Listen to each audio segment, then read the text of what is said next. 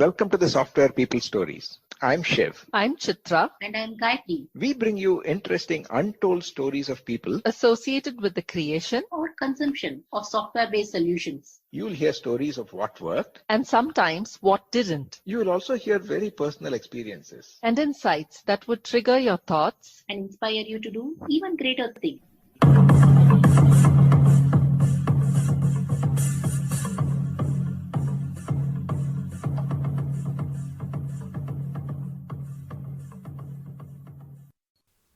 For the first time at the Software People Stories, we thought of commemorating Women's Day a little differently. We attempt to explore aspects like empathy, inequality, and enablement through a conversation with a couple whose work in software and technology. The first in our series are Pratibha and Sirish Batchu, both accomplished career folk and leaders across diverse tech industries in software and automotive technology. They share their thoughts, stories, and experiences of what empathy has meant between them and how their personal experiences have helped them empathize, build sensitivity, and inclusivity at their workplace. They also talk about how they face the challenge of living apart to support and nurture dreams, what they do to hold intergenerational conversations, and they also share tips that they've learned as leaders that can help others thrive and work towards creating a more equitable and joyful world for all. Listen on. Pratibha, Sirish, a very warm welcome to both of you on the Software People Stories podcast. Thank you so much for being our guests today. I'm looking forward to this conversation with actually two perspectives. We have literally never done something like this before, and it's always a pleasure and great fun talking to friends. Thank you, Chitra. Thanks for considering us. We are as excited as you because we have also not tried this format anytime before. So let's get started, I guess. Yeah, so thank you so much, Chitra. Thanks for bringing us on board. Okay, great.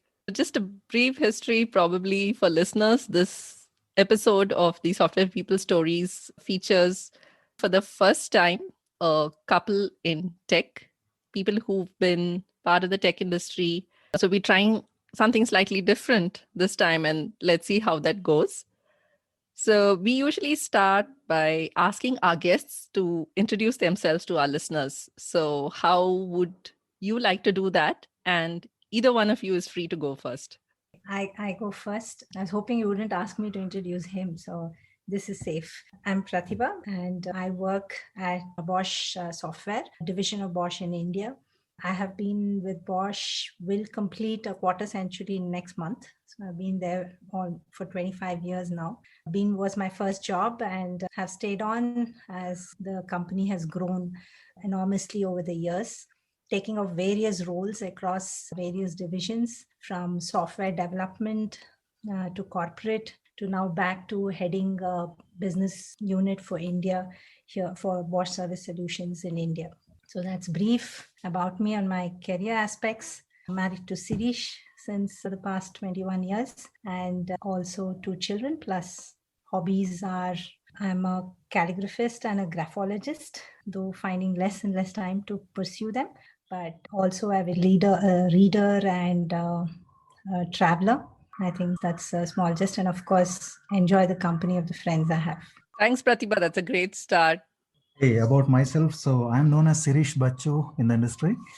And my professional introduction at present, I am working with a company called Danlaw Technologies, where I'm taking care of the company as a managing director. Prior to this, I worked with Ather Energy, which makes the electric scooters and is a pioneer in that. And before that, I worked with Mahindra and Mahindra. And before that, for 17 years with Bosch, 17 long years. So me and Pratibha worked together there. And before joining Bosch, I was with ISRO for some time. Yeah, so this is briefly about my professional background. So been around close to now 29 years in the industry. And on the personal front, yeah, I also love traveling. And then 2 kids, like Pratibha said, the same kids, of course. And music is my passion, and I sing and play some instruments. I do make sure that I make time to find time for this hobby. I hope we can get a song out of you somewhere during this recording, Sirish. And let's see how we can fit that in. It seems like both of you all have had extensive careers and in tech. So how did this all start? As in, did either one of you always envision since childhood that you'll be doing something in technology or in engineering? Or what kind of made you pick up this line of work? I think we belong to that generation, Chitra, who had no clue, or it was never, software was never in the horizon of our thinking when we were studying. I think we literally, like you say, digital natives. I guess we are from that generation of software natives. So, as I remember, as I was graduating, was when software was becoming not computers as such, but software as an engineering discipline, I think just picked up around the time we started our careers. So, it has been, I can't say it was something that I dreamt of, but taking up electronics was really thinking to be in the tech industry. I really enjoyed the practicality of having to create something very different, which is not physical in nature, somehow always like. So from there, software was, I guess, a nice thing to flow into, with logic and analysis and engineering aspects really helped in those concepts. And secondly, we've been very fortunate that we have never had to stagnate in this industry, because again, since we started at the very beginning, I think almost every year, even now I can remember how many languages, how many technologies we had to keep pace with. Now I think is even more on the increase, and too many languages. But at that time too, there were quite a bit of technologies we had to learn. So I've always enjoyed learning, and I think I will give up my job on the day I think there's nothing more for me to learn, and this industry has stagnated and doesn't seem to be. That's kept me going. Okay, so from my point of view as well, it's a similar thing. So I graduated in 1992 and I had done my engineering computer science. So at that time, a couple of my friends, they were trying to go out, written GRE and things like that. I didn't have a clue as to what to do next, and I didn't even fathom what does it mean to have a regular job after having done a degree in computer science. So it's all about writing programs, but what do you do for the whole day sitting in an office, and how does work look like? So absolutely no exposure. And after that, I was studying Indore, and then my parents were in Hyderabad, so I decided to go in Hyderabad and figure out what to do next. Initially, for some time, I had this booth of let me try IAS, because a couple of my friends were wanting to go for IAS, and I said, let me try for that, let me study, but at the same time not lose the opportunity. So I took up a job in teaching there in a computer institute. But few months down the line, I figured out that IAS is not my cup of tea, it's a yoga. So then I started looking for a regular, applying for public sector jobs through the known entrance exams and all those things. So that's where the things were. So luckily for me, I had 3 opportunities after about 8-9 months, where one was to go into Air Force. I had an opportunity to go to Air Force, and one opportunity to join NIC, and third was in ISRO. But I chose ISRO because that was something very exciting for me from both my interest as well as family point of view. My uncle was in ISRO, and he was an icon for us, for all of us, who's been the lone engineer on my mother's side. So I naturally chose ISRO and then joined ISRO. So even at that point of time, the software boom was just, I would say, the seeding in 92, 93 times. So ISRO was also an excellent experience for me to look at how we can utilize the satellite imagery for real life applications and so on. So software has been more of an enabler, and then that's how it has come along. And eventually I spent around 3 years getting access to the latest and greatest machines there. The Param supercomputer, I had an opportunity to work on that, which is terrible to work upon if you reflect back now. But it was a great experience. So 3 years down the line, I also opened up in terms of looking at outside, because the industry was growing, the private industry, and then software, there was a demand picking up.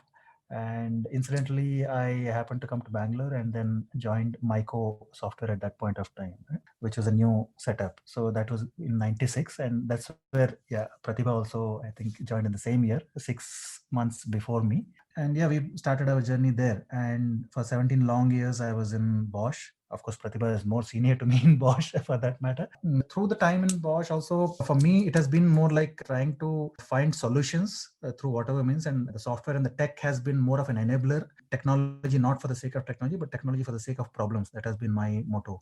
And that is how I've been. And within Bosch itself, multiple domains I've worked with. An automotive domain is where I stuck with. And at some point of time, doing a lot of work for German clients and the international projects and all, some, I would say, midlife crisis starts, right? So this thought started coming, why not do something for India? So for Indian market, why not bring all these products to India where we can have access? So that's the Kida which started there. And from there onwards, it took a turn trying to explore for the Indian market. And then that's where I started looking out as well. So joined Mahindra and then technologies, trying to look out how do we bring the technology to solve problems in the automotive area. And that's how it has been for me.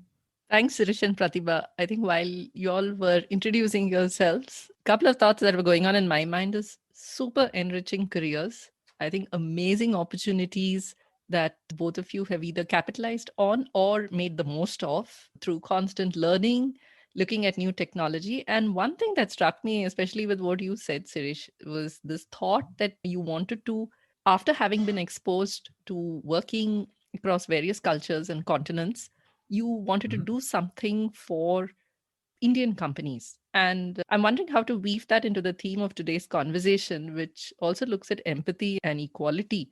But before we get there, wanted to ask both of you, you've had 2+ decades long careers, respectively, with each other.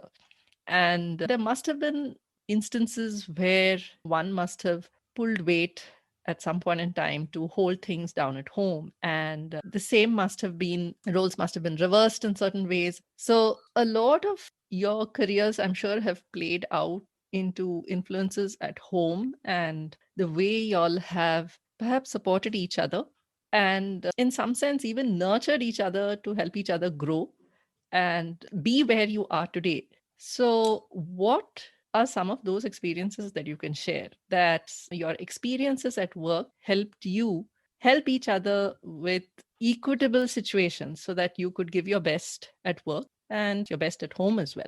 So let me go first here because I can say many such instances where I had to lean upon to get support and also to what you call mutually discuss on what steps to take next, because some decisions it's always better to have more than two brains thinking on it, especially when you're interdependent and it impacts the family. So what I said, as long as I was with Bosch till midlife at Bosch, things were going fine, going along with the flow. Changes were happening, getting new opportunities within Bosch itself and all those things. But when I said this transition happened to me in my mind to do something for India and Indian companies and Indian market and so on, that's where in terms of looking out for different companies and all those things, incidentally it happened that I was approached by Mahindra. But at that point of time, this position was based out of Chennai. So that would mean that we have to then either rock our complete setup, move out of Bangalore, where in fact, Pratibha has been born and brought up and raised in Bangalore through her entire career. Whereas I have been a vagabond. I have lived across many cities in India and abroad, not more than 3-4 years, but Bangalore has been my longest stint ever. So that's where I was okay to move to Chennai, but then we considered about the children and so on, how it will affect them. So we decided that, I will stay back here and I'll go alone there and somehow manage visiting the family frequent times. So that was, I would say, very crucial from my career and aspiration point of view. And I'm really thankful that the kind of support what Pratibha gave me, plus the kind of encouragement what she gave me, saying that you go pursue your dream. So I'll be the peg, I'll be the anchor, and you don't worry about the family. I'll take care. But so that was the kind of support I must say that I really appreciate. And then today, if I see where I am, that goes a long way in terms of the kind of a mutual support and then the understanding which comes along. I just like to continue on this thread, Sirish, and thanks so much for sharing that. Is based on this experience, and given the fact that you are in a senior leadership position today, how has this experience of when you were in Chennai and Pratibha holding the fort here back in Bangalore with family helped you see inequalities at the workplace? Or has this enabled you to, or acted as a catalyst for you to do something for others? Definitely, yes. In terms of, see, as long as we were there together, there's one perspective of course, at the workplace, trying to bring what you call this diversity gender diversity and promoting that. That is, I have been always supportive of that aspect. But then the different perspective when you are away from family, and then when I was alone there and seeing what is happening to myself, plus seeing what is happening to family and Pratibha here, it opened up different perspective, because at some point of time I really used to wonder, is it really worth it leaving the family and then spending the time alone here? So it's been, I would say, 4.5 to 5 long years there at Chennai, me almost shuttling every weekend back and forth. And also you go with certain aspiration there, and some things turn out in your favor, some things don't turn out. And when things don't turn out in your favor is when you start questioning your decisions. That is one thing. And the same thing, your experiences when you look at others. So being in Chennai with my colleagues, and in fact I had a couple of lady colleagues who used to report to me directly, and they are having their similar situations in the family where their husbands are working somewhere else and then they managing the family here. So this is something I could relate to very closely, number one. The second thing is also in terms of the kind of glass ceiling which comes in the corporates, right? In terms of how the women colleagues' careers are taken into consideration. So this has been another, I would say, area where I try to give it my bit to there to both guide the people working with me, as well as wherever possible in terms of my influence or my decisions go, try to break that barrier, because especially in automotive domain, it is very muscle dominated and men dominated area, and women in automotive, especially women coming from tech area to automotive, is a different ballgame altogether. It's like a computer science, what you call, lady going to a mechanical department. That's how it is. So yeah, this has been, I would say, some of the things which helped me to empathize better. I would not call it put in the category of sympathy, but empathy is a proper term. And then try to nurture in whichever way possible in my position and influence there. Very nice, Sirish. Thank you. And completely agree with you on empathy, because ultimately empathy is the way we act it out and show that you're there for help and support. Very nice story. And I'm going to come back to you again. So we'll shift focus slightly to Pratibha now. Pratibha, based on the narrative that Sirish shared, what were you going through at that point in time? And same question as for Sirish. Based on your experience, how did that enable you or otherwise to respond to the situation of others around you in the workplace? Yeah, Chitra, this really matured a relationship. And also, I would say this, though, at that time it was because we had it. Our eldest daughter was going through teenage years. The younger one was much younger. And it was not I wouldn't say it was an easy journey, but it was a learning journey. I see it. And now in retrospect, I feel that strengthens your commitment to say, to prioritize what is important in life. And I believe really, if I had not had a very engaging career and a job at that point of time, I think it would have been even more difficult for me to manage. Having very supportive environment, a familiar environment for me to work was really helpful. And I think that really supported those times. Of course, with that comes this learning, like you clearly pointed out, this empathy and understanding. And today, I really encourage all my associates, whenever they come up with these kind of dilemmas, to actually just work it out. Don't look at only the difficulty and the fear that is there, but actually look at what are the positives that you could learn from it, and in terms of what is it giving it for you. So I always tell my associates, when you're coming to a crossroads, the only way that you can, in spite of all that hardships that you're going through, the only way that you can convince yourself whether this is the best choice is to go back to the fundamental question: why did you make this choice? In our case, it was very clear to me that Sirish took this choice not because of a higher position or a higher raise or something like that, something very materialistic, but for a dream. And a dream that I was part of, not a day or a two, for many years, having discussed, having spoken about it. And I knew his passion lies there. And whenever my resolve or a challenge came up, that I have to manage something, and I felt the need of a partner missing at home, that temporarily you might be flustered, but permanently. It didn't hurt me anytime, and I never felt very bad about the situation, only because of this one reason of the why. Why did we take such a decision? And it was a together decision. He never said, I will go do what you can or whatever. When it was a very informed, I said, I might never be comfortable with this. It is not easy. But since you're so passionate and you're trying to do something completely different, and if it is needed for your dream, then we should do this. So both of us knew that there is going to be difficulty, and I admire in 4.5 years, it takes a lot of resolve not to come home every weekend from Chennai to Bangalore. It's still a distance. And he relentlessly did this amazing. And I think that commitment is what kept us going. And I knew that he's there for the kids, enjoyed. I sometimes tease with him when he has long hours. I think the time you were in Chennai, you spent more time with the children than you will get when you are here in Bangalore. I've coming to the empathy path. This is what I tell my associates or my colleagues, anybody who comes to me with a similar situation, be very clear on the purpose. If the purpose is not clear, I feel decisions will start feeling very difficult to hold. I think that's fantastic, Pratibha. And what really shined through both your experiences is the fact that you've looked at each other as individuals. And if I may say so, even set aside the context of you being husband and wife, but more looked at individuals with an eye to how can we enable each other.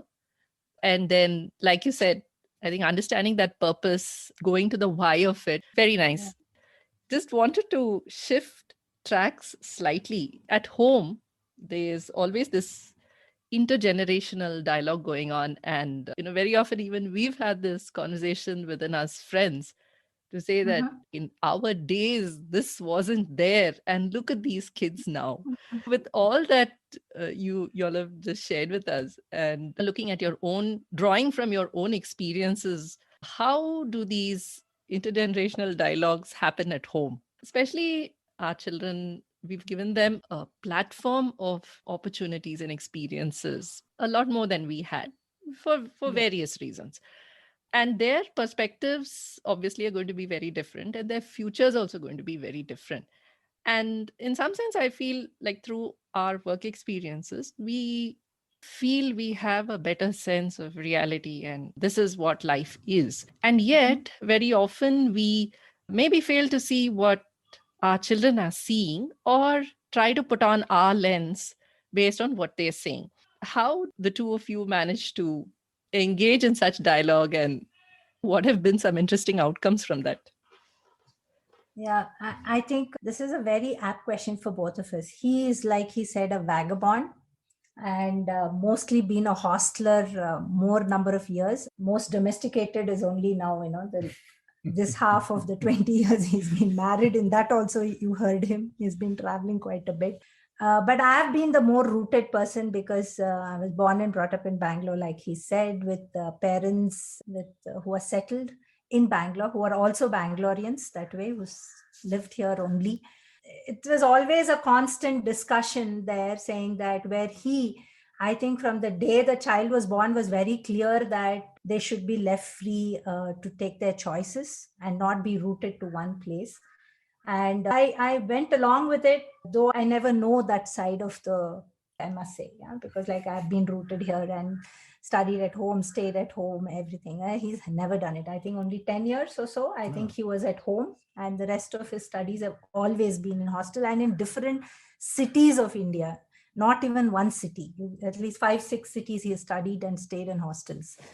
When it came to our children, at least, like I said, I think my daughter, I will say, because she's the first one, she taught me more patience and understanding, and at least made me, not once did we have a conversation, I remember, where I ever told her, you should do this. It has always been, what are all the possibilities? What are possibilities? And actually listening, because they have so much of information.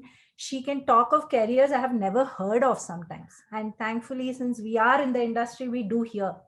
And good or bad, she saw both engineers in home, and she completely switched sides to medical field. So she's 100% into biology and medical, nothing to do with engineering. But it never bothered. To be very frank, I never once have felt, why is she not taking a regular course? Why is she not doing it? And I guess I must thank you and all our discussions among friends that we have, which kept me really rooted. And I feel this network is very important for a parent, having a personal network to check your ideas, a family network which, where the spouse is also in line with it, and then a child who is ready to explore, and we should love them. So we allowed her. She is today into the field of life sciences, doing a very different course, trying to pursue a field in research. And it's not something we have ever thought of, I think. But it is easy to transition because I never personally, and I do, and I like, I'm sure Sirish also can add, he also never said my daughter needs to be this or needs to be an engineer, needs to be a doctor. Yeah. We never discussed that. That's a very important aspect, because when you spoke about generational gaps or whatever, discussions, these things. So if you reflect back in our times when we were studying and all those things, the generation, the way things have been, our parents' generation has been more towards taking care of the needs, to be to meet the needs. When we started earning and all those things, it's about being self-sufficient and then making sure sufficiency is taken care. And for the next generation, they already know they are already in a sufficient environment. So it is more about abundance of things, abundance of, say, either it's abundance of information, abundance of technology, everything is an abundance. So that's a different perspective altogether. But for us, I think one important thing has been, in terms of, rather than trying to control what they do, how they do, and as per us or not, it has been about what values we try to hold up to. And that's what has been the core, I would say, driving factor. So for our parents, it has been, they had certain dreams which they could not pursue. They wanted their children to pursue those dreams. That has been our parents' generation. And many of our colleagues and all those things also, you'll see, I became an engineer because my dad wanted me to become an engineer. I never had my own choice, thought. Even at that point of time, I was not able to think what to do. So I took my father's guidance for that, my parents' guidance. Nowadays, children is not so. So they want to explore their own stuff. They want to discover themselves. So I think that has been one aspect we have been trying to see, that fine, give them a choice, let them learn, but we hold them to certain value system, what we want to inculcate in, that we are having that connection together, both as parents and children. I think that's has been an important factor. Second thing is, I think between me and Pratibha, this has been quite, I would say, different perspectives or two sides of the same coin, in terms of she has been a rooted person, I have been a roaming person. For me, the roaming has taught me in terms of the diversity, how to appreciate the diversity, how to look at different people and still accept that and move on and be happy with yourself. So many times I think that helps a lot. And that's the reason why you see Pratibha also telling that from childhood, from when the children were born. So my perspective has been, let them explore, let them have different experiences and then decide for themselves. So that has been our perspective on this. That's a very nice contrast, both of you. Thanks a lot. It actually segues into my next question is, see, in the workplace nowadays also, there is a lot of far younger people who are coming in. And given the leadership positions that you all are at, lesser number of people who are maybe older than yourselves. So how do you hold these kind of conversations or dialogues in the workplace? And many of them may not come from a place of abundance as your children. Given the fact that you have cited a few core principles, what else do you see and what do you bring to encourage such kind of intergenerational conversation, dialogue? And both of you all have mentioned, right, diversity in experiences, in relationships, in what around you. How does that help bridge this generational connect at the workplace for both of you? So let me give a go at this, because for me, it has been pretty diverse in terms of the workplace experience itself. Being at Bosch, being at multinational, things are taken care, everything is structured, all sorts of mix of people are there, seniors, juniors, everything, well-oiled system. From there, moving to Mahindra, which is a hardcore Indian company. Typically, it's a very boss-driven and people-centric decisions are taken there, which is a contrast between MNC and Indian companies. What in Indian companies, the centralized decisions are the ones which are very common. And also the kind of culture system which is there, which is very different from what in terms of process driven. They want to set up the process, but then you have to make quick decisions and you have to adapt to the market quickly. So those things are the ones which have been there. And very, I would say, respect for the seniors Whereas in MNC, you call the seniors by the name, whereas here you have to show the respect for the seniors. So that is how it has evolved over a period of time. And from there, moving to a company like Aether, which is a hardcore startup, where it is fully millennials, fully young generation people, and I was one of the most senior persons there, one of the oldest person in the entire team. So that's been a different kind of experience. And now at Danlaw, where I see exactly what you said, people coming from different backgrounds, where they aspire for something, and it's been a mix of experiences for me, but personally. So the key thing has been how you're able to adapt to the environment. I think that's been one of the key aspects. Plus, understanding I'm not ending up becoming very orthodox, because over the period of time, as you gather experience, as you become old in the industry, you tend to stick to you have to stick to principles. That's not a problem, but certain practices, what you need to do, you need to be flexible around that. And being very orthodox does not help, because now in the workplace, if you have to extract, or if you have to enable an environment where everybody is equally enthusiastic, equally participative, so you have to tone down yourself to be able to blend into that environment. I think that's very important. So the key aspect for me is adaptability. Really, I feel there is, even though people speak so much about the millennials coming in, how are you adjusting?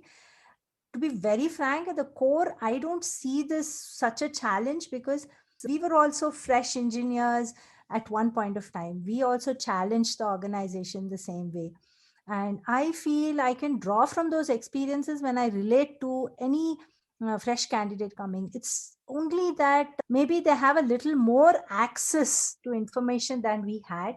We relied more on people, books, and to give us this knowledge, whereas they're more self-learning, more self-driven. So they don't really converse so much to gain knowledge, but they really read up and stay connected, network to do this. But in the core of it, I think what drives and has driven us, our generation and the new generation, I feel is always about new opportunities, new things to learn. Always it was about what is the next big thing that I can work on. And that's what also these guys want, but they want it at a faster pace, maybe a little less patience than we had. We thought technology means it has to mature, we have to wait, we have to learn, we have to invest time. Whereas these guys don't have that patience, because industry is also like that. They just have to learn, implement, move on, learn, implement, move on. So I think for me, the mantra has always been be ready to learn.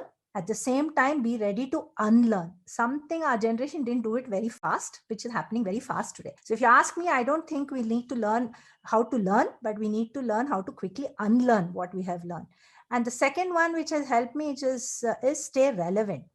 If you do not put effort to stay relevant, then it is very easy to become irrelevant in a team. Doesn't matter your position, your role, nothing matters in life unless you're relevant to your team. And if you're relevant means you should be able to have conversations at every level, and to a fresher to a senior person, much knowledgeable, because today our corporations don't run on hierarchical systems where you report to somebody who is more senior to you, or you don't have a person, or you will be reporting to somebody who is much junior to you. Every kind of scenario can exist in the corporate. So I think we should get over that and more concentrate on the knowledge and what conversations you're capable of. A leader who is capable of having the conversations at different level, I think will always succeed today. So our endeavor is to learn, to keep learning and unlearning cycle.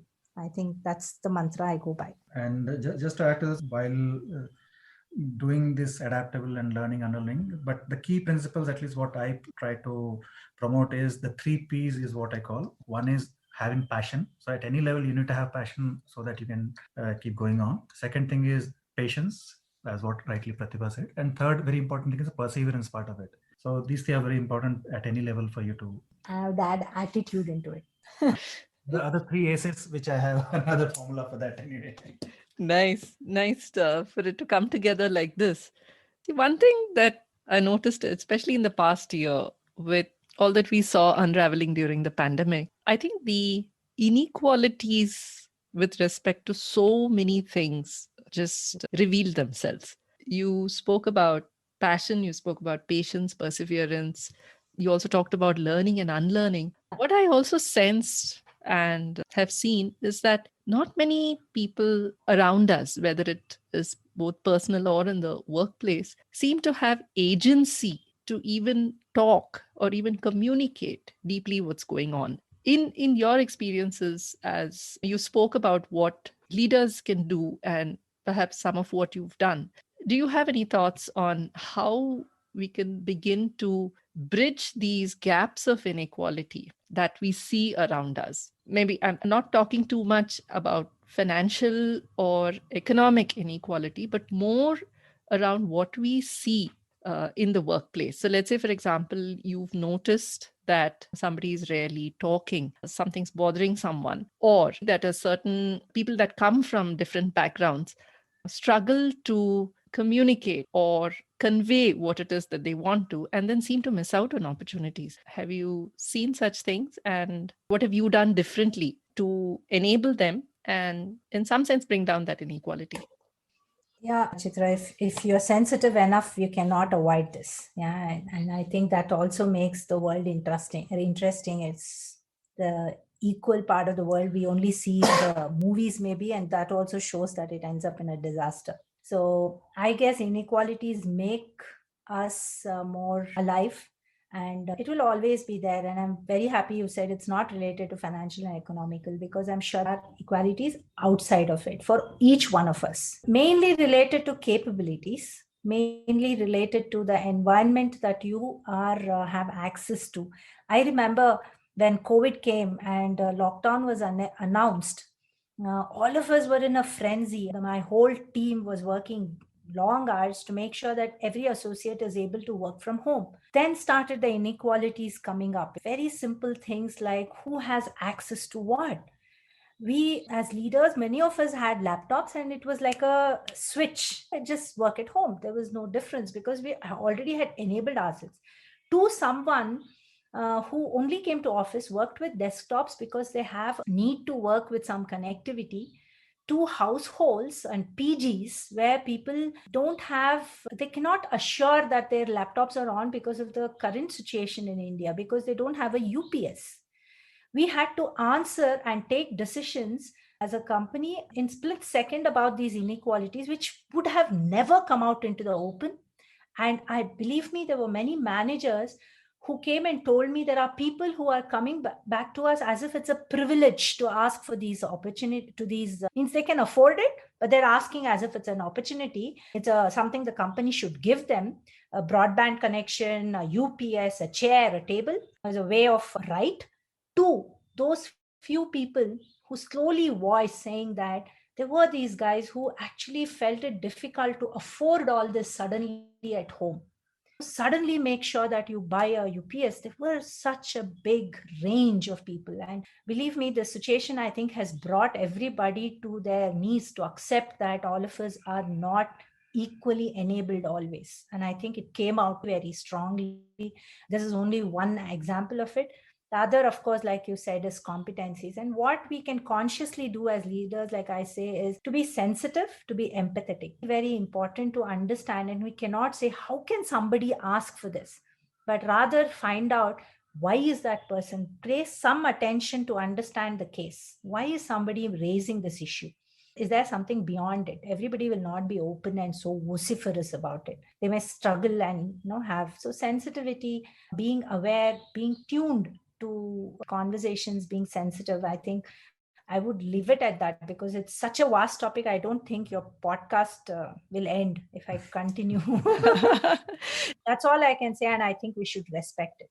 Okay, I think I agree with Pratibha on this aspect, that there is bound to be inequalities, and acceptance is something which we'll have to live with. But the point of this is what can you do with it as a leader? So that's very important to be sensitive to that, and first of all observe that in terms of what is happening around. Because if you're not even keeping your eyes and ears open, it is bound to grow. It is the inequalities and the diversities gaps which increase over a period of time.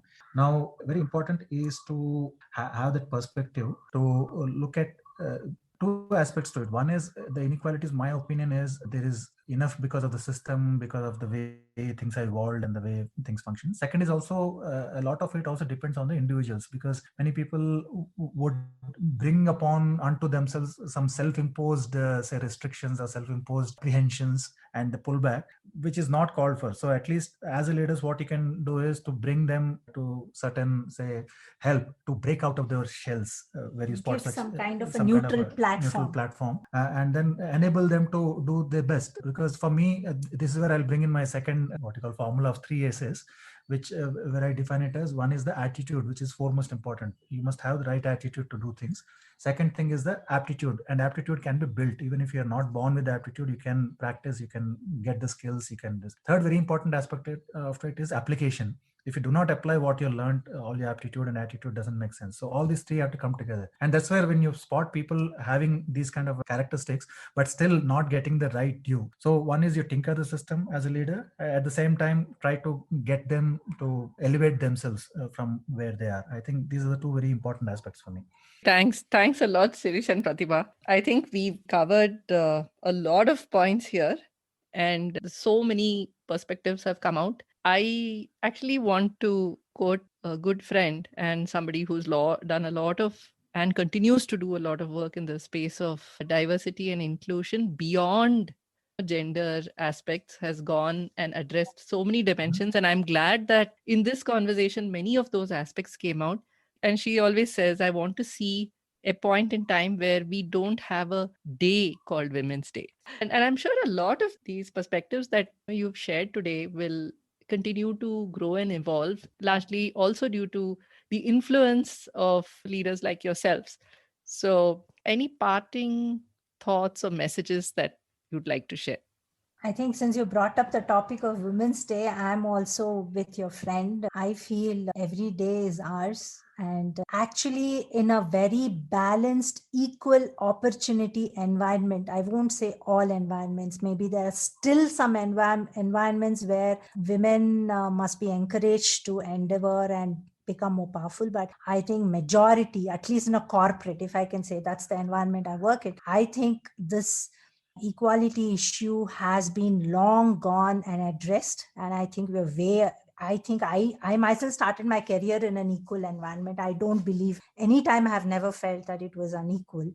So I feel such attention to a Women's Day can actually bring in more bridges, gaps in a working environment. I shouldn't get started on it, but I would say every day is everybody's. As much as live your day passionately, live your day with a purpose.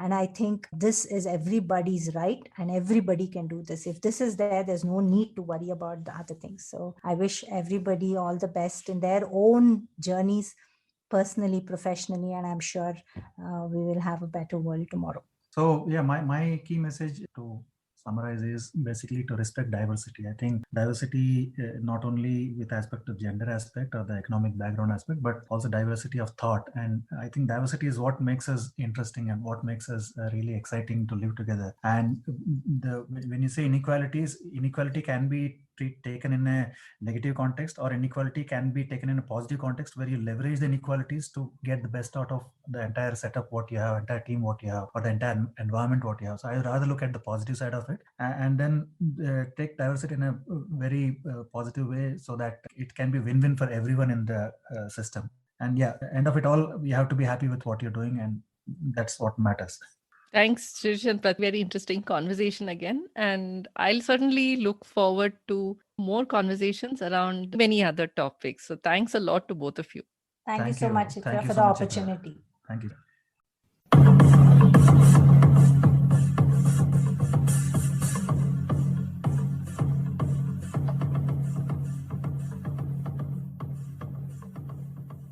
We thank Siddharth for the music and Malavika for promoting the Software People Stories. If you like this episode, Please subscribe on your favorite podcast client. And spread the word in your network. if you'd like to share your story, Contact us at podcasts@pm-powerconsulting.com. This podcast was created on Hubhopper Studio. If you wish to start your own podcast for free, visit www.hubhopperstudio.com. Hubhopper is India's leading podcast creation platform. Start your podcast with Hubhopper Studio and you get your voice heard across platforms like Spotify, Ghana, Google Podcasts, Wink Music, and more. Click on the link in the episode description or visit www.hubhopperstudio.com.